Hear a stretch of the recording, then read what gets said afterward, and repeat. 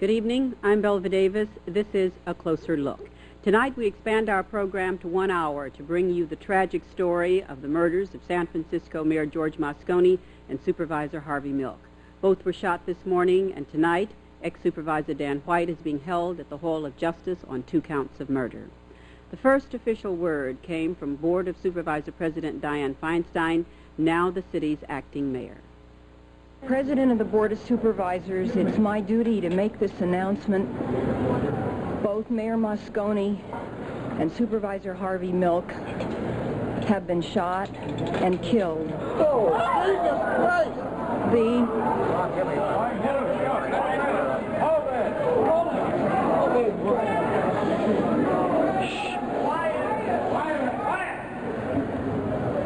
The suspect is Supervisor Dan White.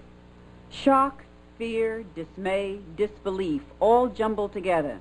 This is how one city supervisor described the mood of this city. Within minutes, hundreds of people had gathered at City Hall. Dozens of reporters were pressing for details. Mel Wax, the mayor's press secretary, supplied the first facts. Dan White, former supervisor, came in to see the mayor. He was admitted in to see him in the mayor's office. The two of them were in there alone in the back room. We heard shots. Supervisor White, we were unaware that the shots were coming from the back room, and we were unaware that there were shots at the time. Supervisor White walked out the back door. I'm informed some people have seen him. We went into the mayor, and the mayor was dead. Just down the hall, the discovery of another body had been made, that of Supervisor Harvey Milk. Milk, too, had been struck down by 3 bullets as he sat in the office formerly occupied by ex-Supervisor Dan White. The mayor had never seemed happier.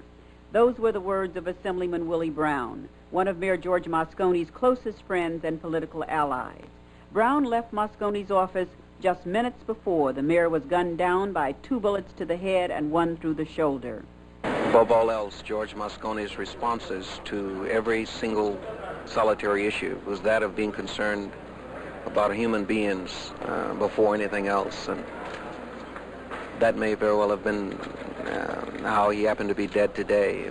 Not been concerned about how Dan White would take not being reappointed.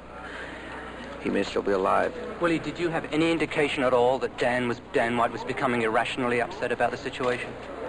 No, and I don't think anybody else did. You said you were in the office just 5 minutes before the shooting. Did you happen to pass White on the way out, or was there any exchange at all? No, I went out the mayor's rear door and went across the hall to the deputy mayor's office for another purpose, and then start to walk out, and that's when it occurred. Did you hear the shot? No, I did not. What were you meeting with him about 5 minutes before? I dropped in this morning, as I usually do when I'm in City Hall, to say hello to my friend, and he took the opportunity to let me know who the new appointee to the Board of Supervisors would be. Willie, were you still in the office when the shooting occurred? No, I was not still in the office when the shooting occurred. Yes, I departed. I will remember George Moscone as... how can I forget George Moscone? I don't think he's dead. For many, the reality of what had happened didn't sink in until they saw the body of Mayor Moscone and the body of Supervisor Milk being taken from San Francisco City Hall by the coroner's office. As the what had happened in these horrifying events began to unfold, the questions then began to focus on why it had happened. With us in the studio tonight are 2 men who, we said earlier, knew George Moscone, both as friends and as advisors. One of them is Assemblyman Willie Brown, who served with the mayor in Sacramento, was one of the mayor's closest political allies and counselors. The other is the man who left KQED to join the mayor's staff as his press secretary, but still one of the KQED family, Mel Wax. I guess I might as well ask you, even though I know that it has been a day that you probably will never forget, if you had a chance to even think out the events, was there ever any indication, anything that would have caused those in your office to worry about such an event as this now? Not really, Belva. You know, as the Archbishop said, you can't explain the unexplainable. In these last few minutes, I guess the thing that we probably should direct our attention to is just what this is going to do to the kinds of people who might agree to serve in public life in this city as well as in this state. But Pamela, you had a thought. Right, I have one comment to Rollins' question. I don't see any connection with the events in Guyana, although those events have certainly unsettled all of us, and that if there is any connection at all, it's possible that those events added to the frustrations and pressures that Supervisor White was experiencing. I just didn't want everybody around the Bay Area, and particularly in San Francisco, to become totally paranoid over the events of the last 2 or 3 weeks. I think we have a right to be paranoid. We have reason to have, yes, but it's not healthy. No. Well, in response to Belva's question, or I think observations ought to be made that the business of being in politics obviously presents the risk that and the price that Moscone and Harvey Milk paid today. But I don't think that will deter one person from going into the field of politics. It's frankly the highest calling that I can think of, to have your fellow citizens entrust you with the responsibility to set the rules and regulations for their lives. And I frankly think that death will not, in fact, in any manner, dampen the enthusiasm for people for going into politics. If you note that Congressman Leo Ryan was assassinated in Guyana, and this morning at least 3 or 4 people announced their candidacy. They waited an appropriate respective period, and they're all obviously top-flight, qualified, dedicated people.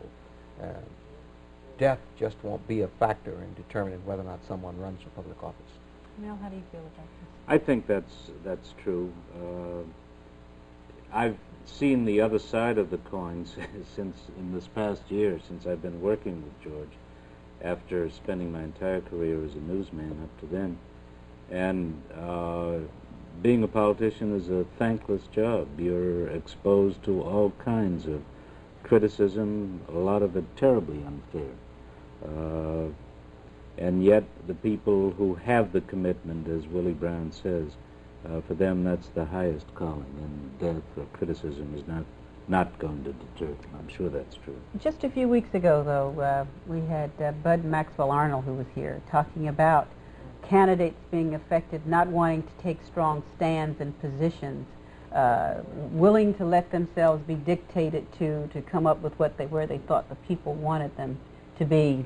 And I wonder, can a person take a strong stand? Let me assure you that you will not survive in this business unless you make the decision and you defend that decision.